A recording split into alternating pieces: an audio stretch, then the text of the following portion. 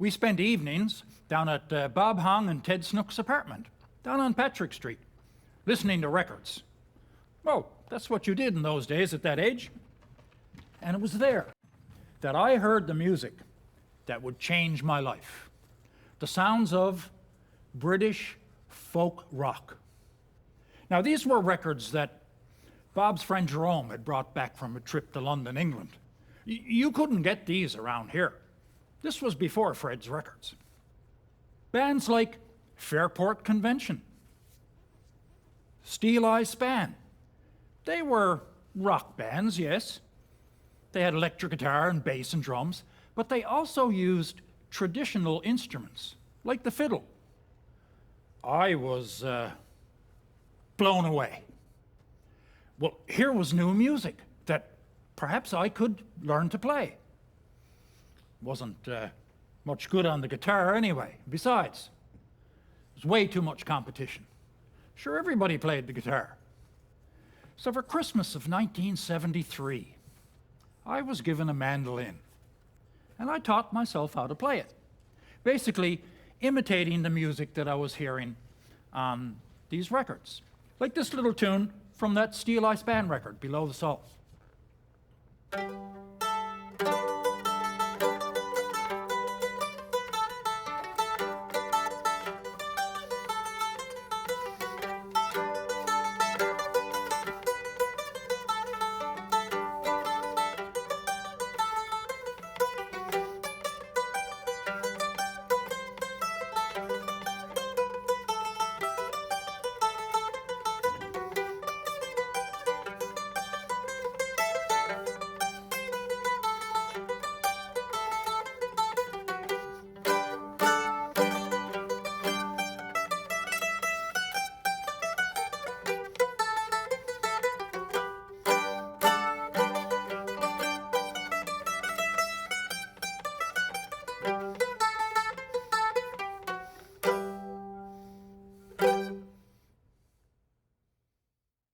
My old friend from Rakish Paddy days, Cod Coast Tommy Sexton, came on board as we performed for packed houses at all three Strand lounges in St. John's, Avalon Mall, Village Mall, and Atlantic Place.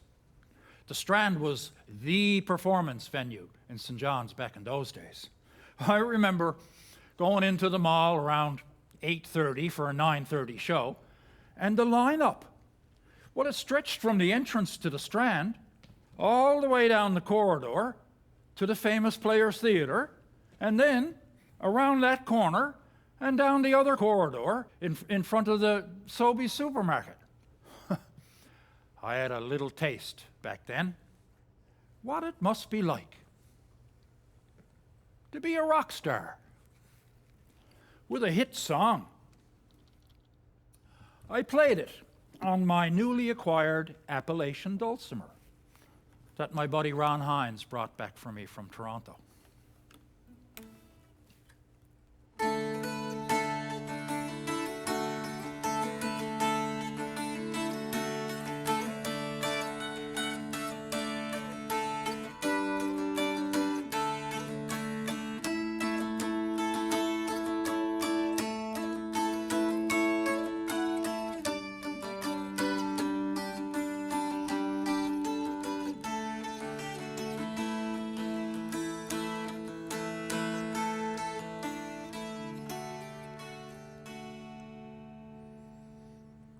You know, the first time that Sonny's Dream was ever recorded was on that record.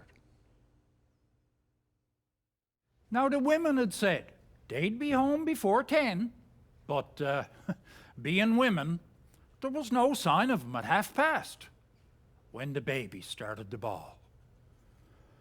Well, we waited to see if the squall had died down. But it got so bad, well, it was likely to frighten the neighbors. So Grandpa went upstairs and brought him down. Now, when that baby grows up, it won't cost him much in soap to wash his face. All he'll have to do is open his mouth. There'll be no face left to wash. Now, Grandpa had him wrong end up when he brought him down, but sure, even after he upended him right, he bawled harder than ever. I made signs to Grandpa, there was no sense trying to talk, that there must be a pin sticking in him somewhere. So I held him up, sort of as you might say, by the cross trees, while Grandpa examined amongst his rigging. Well, the next thing we knew, the whole outfit tumbled to the kitchen floor. And there he was, in his bare poles, bawling, if it was possible, harder than ever. Well, Grandpa screeched out something to me about getting the canvas back on him, quick. But sure, like I told him, anybody with one eye, or for that matter, with ne'er eye at all, could tell we weren't supposed to put that back on. My dad, Ted Russell, was best known as a storyteller and the creator of Pigeon Inlet, a fictitious but typical Newfoundland outport community of the 1950s. As Uncle Moe's, Dad told hundreds of stories on CBC radio, one a week for 7 or 8 years. So as you can imagine, every now and then he'd get stuck for an idea. And this was the case one day back when I was just a baby. It was a Thursday, and Dad had to have a story ready to tell on the radio the next day, but he had nothing. A friend of his, trying to be helpful, said to him, well, Ted, what were you doing last night? Oh, said Dad, last night I was babysitting. We call that parenting today. Well, by the time I was 18, I was itching to get out and play live. We started a band called Rakish Paddy, and we did cover versions of songs from folk rock records like Fairport Convention, becoming the first folk rock band to do gigs around the St. John's area.